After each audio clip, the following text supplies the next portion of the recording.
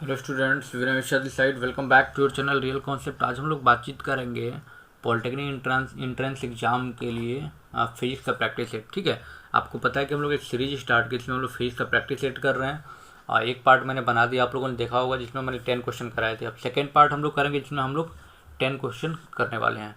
और केमिस्ट्री के लिए 5 प्रैक्टिस सेट मैंने प्रोवाइड कर दिए हैं, 50 क्वेश्चन जा करके आप लोग ज़रूर देखिए।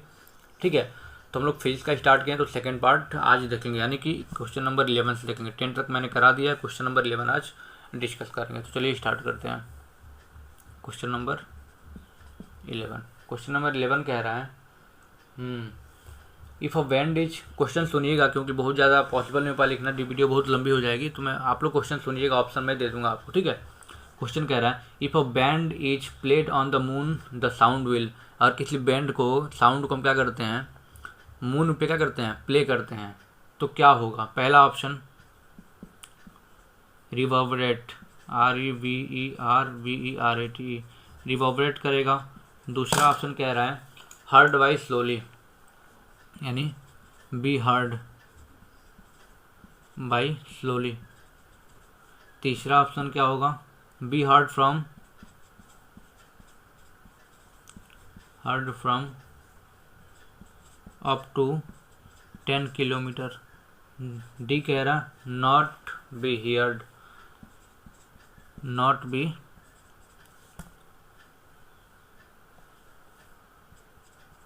हियर्ड, यानी कि नहीं सुना जाएगा। यानी कि हम मून पे क्या करते हैं, किसी बैंड को बजाते हैं, ठीक है, यानी साउंड क्रिएट करते हैं, तो क्या होगा।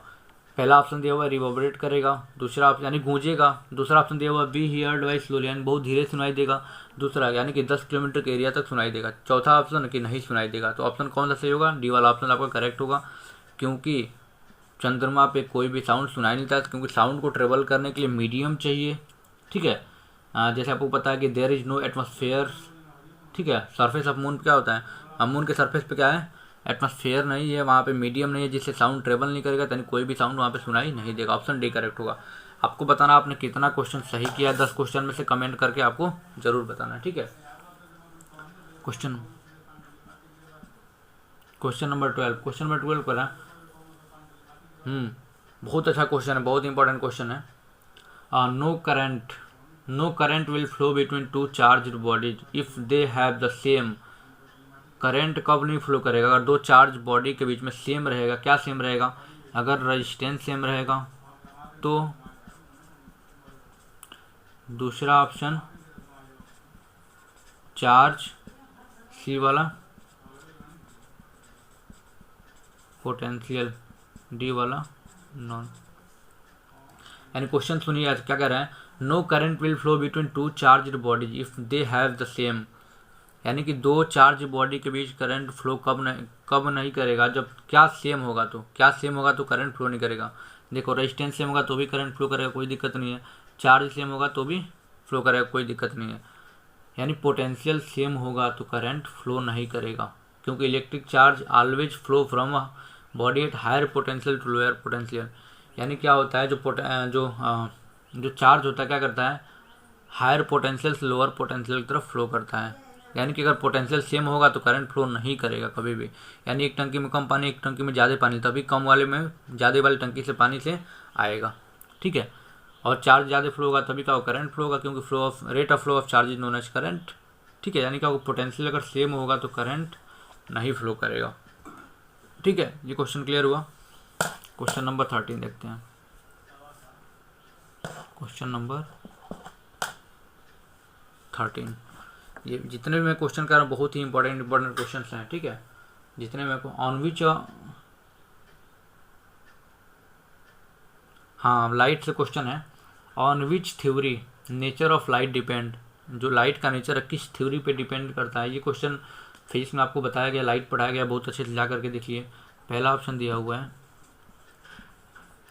वेव थ्योरी, दूसरा ऑप्शन दिया हुआ पार्टिकल थ्योरी, तीसरा ऑप्शन दिया हुआ है बोथ, चौथा ऑप्शन दिया हुआ है ओनली ए। तो क्या हो जाएगा, आपको पता है कि जो लाइट है वो दोनों नेचर से शो करता है, वेव नेचर और पार्टिकल नेचर। यानी कौन सा ऑप्शन, यानी सी वाला ऑप्शन आपका करेक्ट हो जाएगा। ठीक है, सी वाला ऑप्शन करेक्ट हो जाएगा। ठीक, अब क्वेश्चन नंबर 14 देखते हैं, जल्दी हम लोग 10 क्वेश्चन इसमें कर लेंगे। क्वेश्चन नंबर 14 कर रहा है which object does not reflect more light. ये भी लाइट से क्वेश्चन है, ठीक है, यानी कि अभी कोई ऑप्शन दिया हुआ आपको, ये पूछ रहा है कि किसमें से कौन सा सरफेस है जो ज़्यादा लाइट रिफ्लेक्ट नहीं करेगा। ठीक है, पहला ऑप्शन दिया हुआ है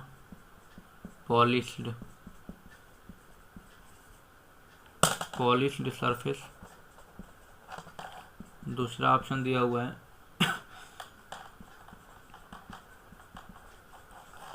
शाइनिंग सरफेस, ठीक है, तीसरा दिया हुआ है अनपॉलिश्ड सरफेस,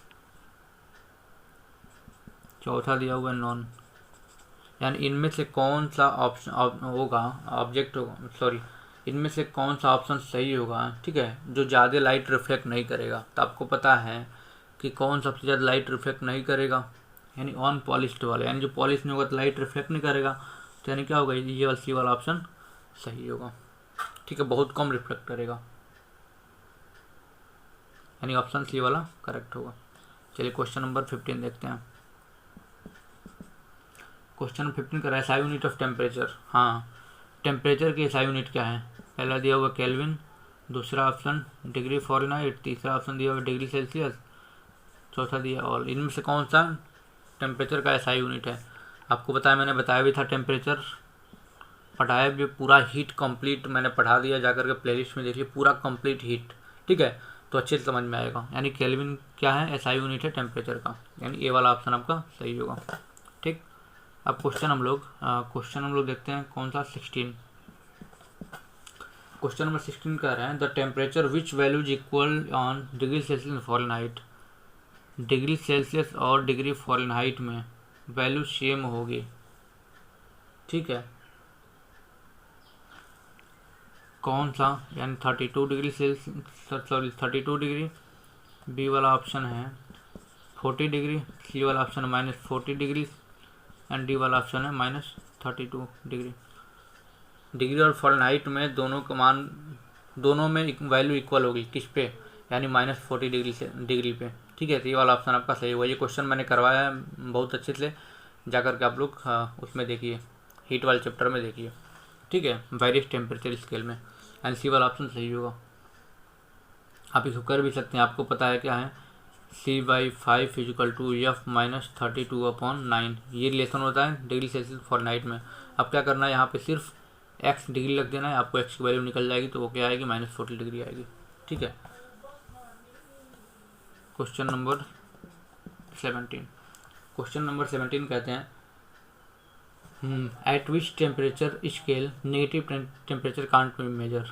यानी कौन सा टेम्परेचर स्केल है, आपको पता है कि डिग्री सेल्सियस है, डिग्री फ़ारेनहाइट है, केल्विन है, रैंकिन है, यानी किस पे हम लोग नेगेटिव टेम्परेचर मेजर नहीं कर सकते हैं। तो इसका आंसर क्या हो जाएगा, चलो ऑप्शन दिया हुआ degree Fahrenheit, degree Celsius, kelvin, all. तो क्या बताएंगे आप, हम लोग केल्विन पे नेगेटिव टेम्परेचर नहीं मेजर कर सकते, केल्विन पे नेगेटिव टेम्परेचर नहीं मेजर कर सकते हैं, बहुत ही इंपॉर्टेंट क्वेश्चन है। ठीक है, यानी ऑप्शन सी सही होगा। क्वेश्चन नंबर 18 कह रहा है, हाँ मैंने पढ़ाया था alpha beta gamma, coefficient of linear expansion, coefficient of areal expansion, coefficient of volumetric expansion, मैंने हीट में ही पढ़ाया है।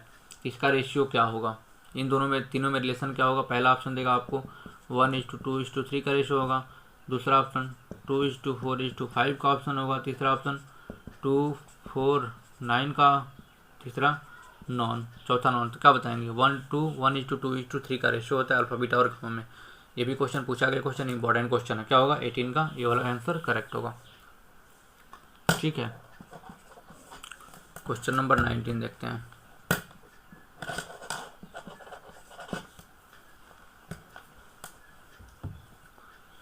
क्वेश्चन नंबर 19 का image form by plane mirror is always. जो प्लेन मिरर से इमेज फॉर्म किया है तो कैसा होता है। ठीक है, तो पहला ऑप्शन आपको देगा वर्चुअल एंड इरेक्ट, दूसरा option real and inverted and तीसरा option virtual and inverted and चौथा ऑप्शन रियल एंड इरेक्ट। तो क्या बताएंगे, यानी प्लेन मिरर के द्वारा हमेशा इमेज कैसा फॉर्म किया जाता है, वर्चुअल एंड इरेक्ट। आंसर क्या होगा, वर्चुअल एंड इरेक्ट। ठीक है, ये आपको याद रखना है। ठीक है, लाइट चैप्टर नहीं पढ़ने जाकर के पढ़ लिए, पूरा अच्छे से पढ़ाया गया है। क्वेश्चन नंबर 20, आज का ये लास्ट क्वेश्चन है 20, फिर अगले दिन अगला क्वेश्चन हम लोग करेंगे। SI unit of power of lens. ठीक है, यानी कि पावर ऑफ लेंस की SI यूनिट क्या होती है, चलिए मैं ऑप्शन बता देता हूँ। पहला मीटर, दूसरा डायोप्टर, तीसरा सेंटीमीटर, चौथा नॉन। तो क्या बताएंगे, डायोप्टर बताएंगे। डायोप्टर क्या होता है, SI यूनिट होता है पावर ऑफ लेंस का। ठीक है, आई होप कि आप लोगों को ये 10 क्वेश्चन और अच्छे से समझ में आया होगा। और केमिस्ट्री के प्रैक्टिस सेट आप नहीं देखें तो जाकर के प्लेलिस्ट में देखिए, केमिस्ट्री के 50 क्वेश्चन मैंने करवा दिए हैं 10-10 क्वेश्चन करके 5 पार्ट में। अगर आप चैनल पे पहली बार हैं, चैनल को सब्सक्राइब करिएगा। चैनल का नाम है रियल कॉन्सेप्ट। और चलिए मिलते हैं अगले वीडियो के साथ। Thank you so much, real concept.